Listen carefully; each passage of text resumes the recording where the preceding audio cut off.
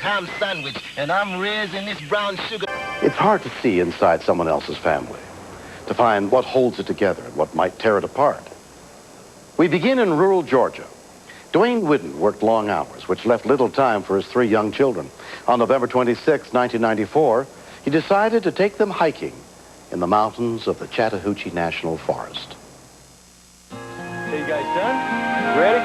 All right, in the garbage. Sure. Got to bear-proof it. In here. My kids enjoy being outside. Hey, baby, can you get it? There you go. Matthew, let's go. Let's get our walking sticks. Dwayne had just bought them brand new hiking sticks that week, and they wanted to try it out. Ready? And march. I don't want them. Okay. If you want them, Hey, we got a squirrel over there. wait. No, look at the pool. 6-year-old Matthew and his 2 younger sisters had hiked together before. Yeah, you like this, huh? I like the fresh air up there, the trees. Look how pretty that is. We saw birdies, and I saw a raccoon. Hold on, put you down, baby.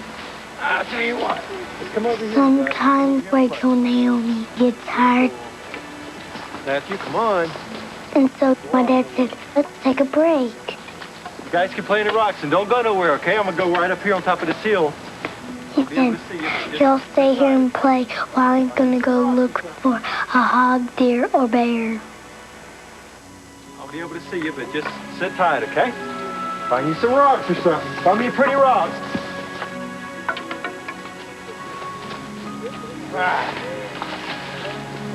Guys, don't get muddy. He didn't go very far, but we couldn't see him.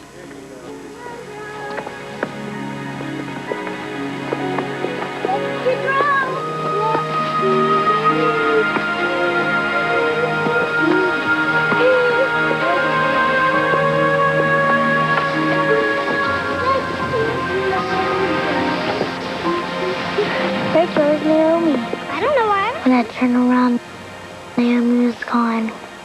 Daddy, where's Naomi? When we continue, They located coon hunters, campfire, deer, everything but.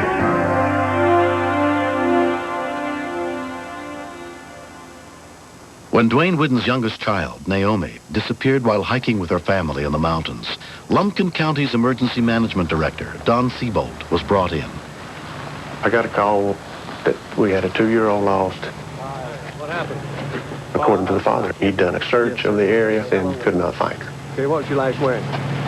Little hiking boots, purple pants, pink She'd been shirt. gone about 1 hour at that point.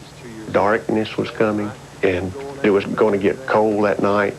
We needed to find her quick. Remember, mark your left flank. Let's go. Second group gets signed in and form up on me. We decided to go ahead with a full-blown search. Team leader, I want you to mark your left flank, okay? Line search. Move in. Be sure to place everything.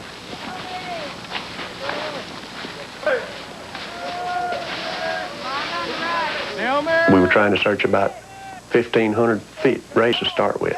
Behind you there on the right. When you cross the creek, 3 holes in the bank. There you go. Naomi! Naomi! County Sheriff Jarrett was also at the scene. The incident in Carolina, the mother was involved in the disappearance of her children. It had only been a week prior when we didn't find the child within a reasonable distance. We began to suspect foul play. We could not be 100% sure that the father was being truthful.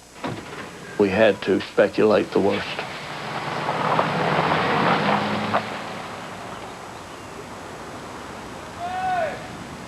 As the sun was setting, the weather was getting colder. Cover it good, don't miss anything. At night, you have almost got to walk shoulder to shoulder, or you're going to miss something. Rain's coming in. Myrna Whidden had been at work when she learned her baby was missing. Yes. This is the mother. Oh, okay. What tore me up the most was just to think of her out there by herself, just crying. We're trying our best. I didn't want her thinking that Mommy abandoned her. I know she's cold and hungry. I prayed for God to, send angels to protect her. The National Guard had an infrared helicopter come in to assist us on this search. There's individuals in the woods there. Got them. Yeah, contact. There's 5 right there together. They located coon hunters, campfire, deer, everything but my little girl. My emotions got real low, thinking that somebody has taken this little girl. We'd been over these areas too much. She was not there. No, sir, it's just like I told you. I was interrogated for hours. It was incredibly frustrating, but I cooperated simply because it was my little one. I love her with every fiber of my being, as much as humanly possible, and then some. I wanted her found. Temperature was in the 40s. We did not know for sure whether she could even make it with a temperatures that low. We need a morning weather forecast. Kerosene heaters for these tents. All that kept coming back to my mind is the night before Thanksgiving. I let the kids tell me what they're thankful for. And Matthew had told me he was thankful for his sisters. And it broke my heart to think of life without her. Keep your spirits up. That's what we're looking for. We got to find And this morning crept upon us. The volunteers that we had were totally exhausted. Hot to drink. We'll get you back out there, okay? I knew we had to get fresh bodies in. Let's go. Okay, what Don told me... Don called Barry Church, the emergency management director of nearby Habersham County. She's been missing about 12 hours. We have used a computer program a number of times when we've had missing persons in our area.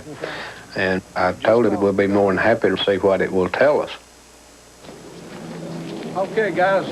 First thing that I need to know is how many are trained as EMTs, first responders? By morning, more than 250 people were searching for the missing girl, including high-angle rescue team member Kip Clayton. The computer scenario told us that instinctively the 2-year-old little girl would try to climb to the highest point she could get to, but she would more than likely be not much further than 2,000 feet from where she was last seen. Also, because of the time she'd been in the woods, the weather, the chances of finding her alive were pretty slim. Shane Lively, a firefighter in another county, had also volunteered to help search. The computer had predicted that Naomi could be anywhere that could give her shelter from the weather. There had been a tornado that came through the year before. We were supposed to start in the middle of that area and come back to where she was lost from. Y'all go up over there. But Kip decided to go to the back edge and start there, seeing as how there were that many more trees down that she could have been laying behind. 10-4, we're just about in position. How y'all looking? We're lined up and ready to go. Y'all start moving out. Okay, we're moving. All right, y'all start moving, guys. Be careful.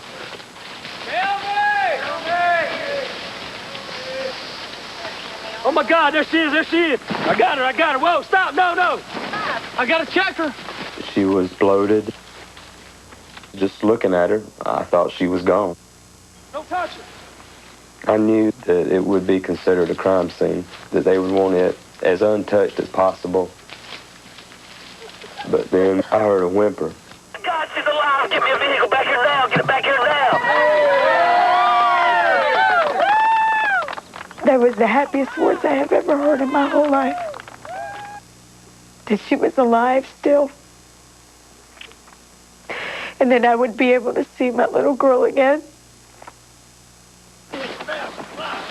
She wasn't moving. Naomi, sweetheart. And she was cold. She was so cold.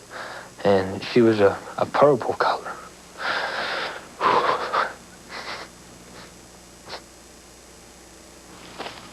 Sweetheart. She had bubbles coming out of her mouth where she was trying to breathe. It's just... see a little girl like that. Just wouldn't... it's not possible.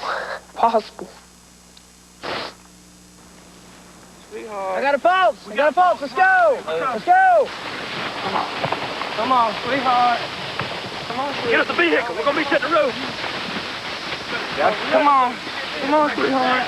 Come on. Go. We were trying to keep her making noises, trying to do anything, just to reassure yourselves that, you know, you did find her. She is alive. Hurry up, Don!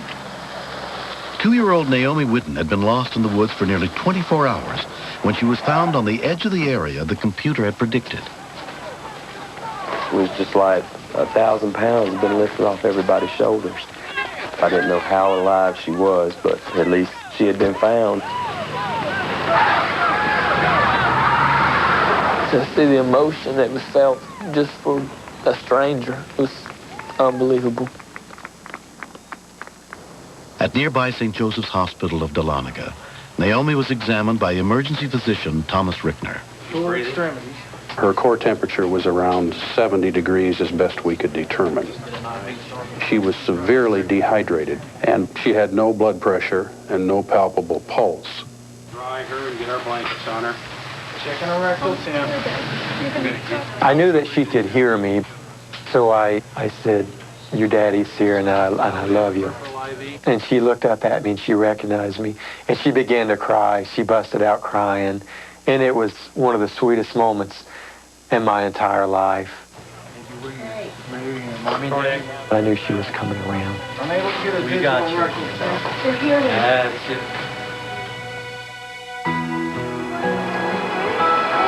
Daddy,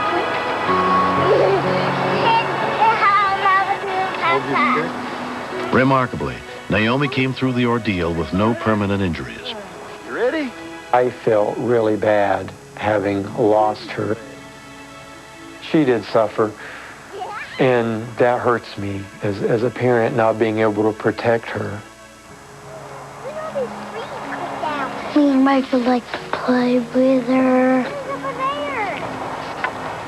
I love Naomi this much. I'm glad she's okay. Who is that?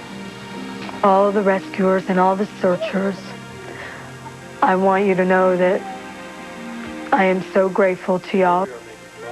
Next time I ever hear of anyone missing, I'm going to be the first one out there to look. Being part of finding her really is something I'll never forget. That's just a special event, like going to the Olympics or something. That was my Olympics. Gotcha. Because people poured out their love, we received our little love back again.